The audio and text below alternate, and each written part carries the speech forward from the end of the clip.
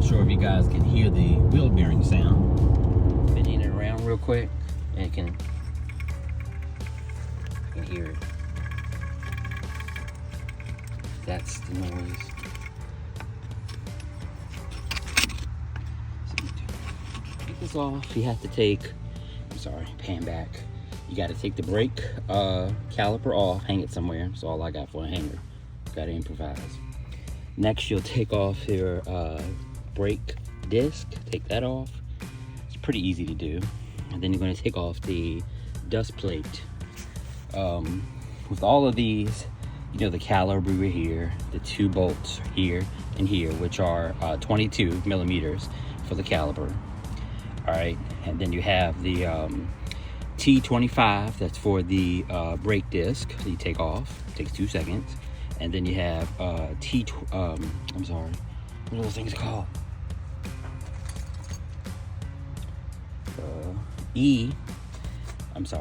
E12s to take off the dust shield.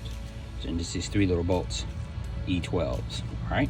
If you can kind of see, you have there's gonna be 4 of these, 1, and then you have the other one right here, 2, and then you have 3 and 4. It's actually the 4th one's right here where my finger is. Anyway, so these are the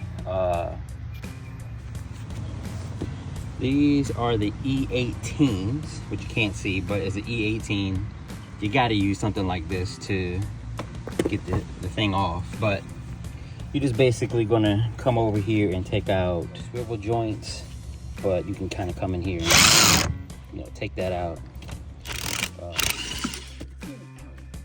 Okay, that hurt. I'm just gonna fly out like that. The one that came out of the vehicle, as you can kind of see, and this is the brand new one that I got from Pelican Park. You're just going to stick it in there. You'll line the holes up like it's supposed to. It's not hard to do. And then you just